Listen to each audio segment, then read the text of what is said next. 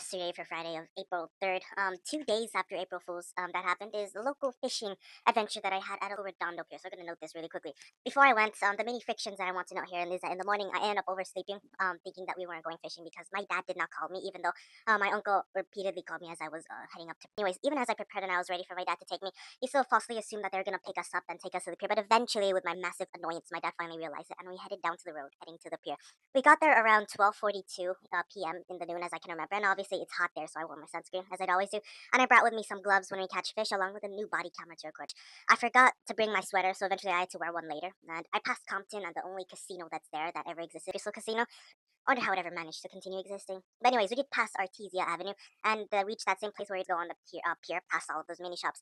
At first, we didn't set up the ball and the fish and stuff, but prepared it. And generally, we're all having our talks, and the rest were mostly talking about their life and what's been going on since then. Not much to note here, but as it progressed toward our period for lunch, we went and purchased from a local fish restaurant, and I got a salmon fillet, and along with my uncles and titas who were also there. I also took a different route walking there, so I almost got lost, but I found my dad elsewhere, who was also sitting down with my other titas. One thing that I do feel bad about is that as I was going down near the pier, there was this homeless man named John who said a lot of things. He spoke too fast in a way that I struggled to understand. I mean, I wish I could have helped him by offering something, but ultimately I could not understand what he was trying to say. He was trying to say something like in 3 hours there's going to be something. I mean, I wish I could have helped him, but my uncle offered the rest of his lunch to him.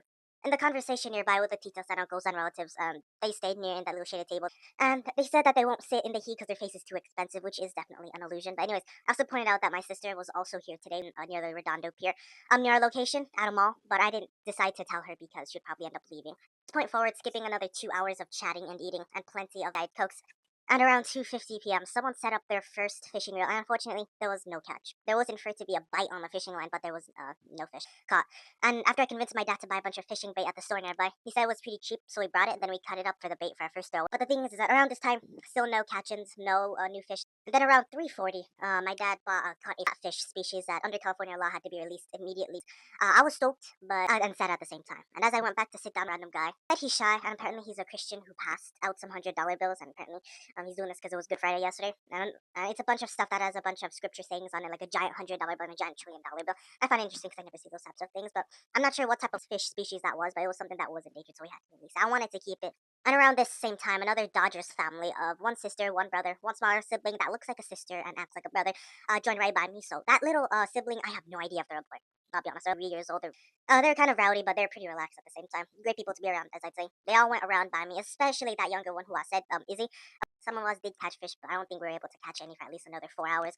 But anyways, as I did sit down waiting for my fishing line. At 4, I went to talk with my tita and went on a walk with her, and we explored another side of this fishing pier that we'd usually never see before.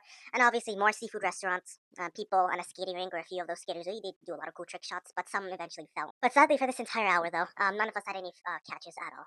5 p.m. as I remember, my family caught one fish, and it was a mackerel and a medium-sized one. And around 7 minutes later, the family where Izzy was also taught me how to fish using a simple tutorial. I wanted to do the overcast fishing, but I wasn't able to since there were too many people nearby, so they just taught me the backhand fishing. And since I didn't know, eventually I was able to do it. I was not able to overhead cast, but I was able to eventually put my cast directly into the ocean, and it was great. I let it sit for a bit, but for the next 30 minutes, I looked around the sunset. I cut up some fish bait. I eventually experimented with some self photos because the sunlight was already in the sunset. I did recast it a few times, but I just chose not to later on.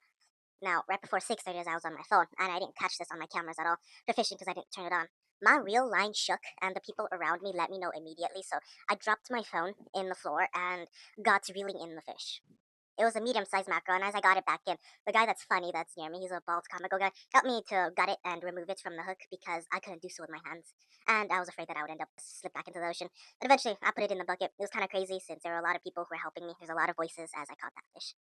Problem is here is that there's too little water, so I was tasked for the help, and I also asked help from one of the locals for the water, and the water splashed back on me, making it a little bit of a wet on my clothes. And I also took some pictures with them, and of course others. I also do note that yes, the bucket itself was pretty slippery, and the fish almost came out. Good to note that Izzy and their siblings also at that same time made a funny remark like, "What's its name? What fish will I catch next?" And of course, it closed, but I kept the glass view of it clear instead of covering it, so they got to view that fish multiple times. Eventually, Izzy did end up taking like my small chair, and they kind of trolled everyone else, especially their parents, for quite a while, even earlier. And most of this time, around 7 p.m., I joined free time, and I thought of getting dinner, but I did not eventually. And of course, the kid asked me to be near them, Izzy, but I kind of became their big brother for a little bit, so it's kind of interesting.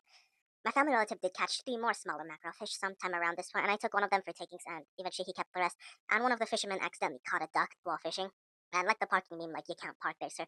I said, You can't catch that, sir. That's not a fish.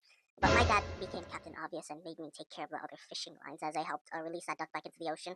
It was still alive, thankfully, so they're able to let it go. And eventually it went back into the ocean, running away. It caught another mackerel this time, but this time it got tangled within another fishing line, and I said like rock paper scissors, and then someone ended up saying like rock paper scissors, but I take all of it, and then eventually my uncle took the fish for the win. And actually, around like 7:30 p.m. all this free time, I recast my fishing line, even though I knew that I'm not gonna catch anything later on. And all the family also caught a mackerel fish. I was fairly small at this point. And another one of those 10 minutes later, and then at this point, I just sat down, just relaxed as it got colder. For the next 2 hours, I didn't have any more catches sadly, but the family next to me did catch one, although it got tangled with another fishing line. I also took some self pictures and I got some ice cream at that same time. My relative did get a bite, but he didn't set up the line properly, is the thing, and eventually it tangled with the next two reel ends later. And as I ate that ice cream, I thought, like, this is gonna be memory bear. Like, this is not gonna be forever. This was like right before we were leaving, but my relative did try his best to actually catch a fish since a lot of people were getting bites during that around like 8:30 p.m., but we were not able to eventually. For my thoughts about it, I think it went well, in my opinion. In the day overall, we did catch quite a few fish, and ultimately, fishing is a war of attrition. 1 hour, still nothing. Another, and we have plenty. Another, and we miss everything. We might go back to the pier sometime, but I should have left something for Izzy and her family, though. Even though I did share to them about my cool Dodgers experience about 2 days ago, maybe like a goodbye or offered something cool like my fidget spinner. And if I could talk to Izzy, the last thing I would say is that sorry for taking the chair early. I was getting tired because of the day. And of course, bye bye.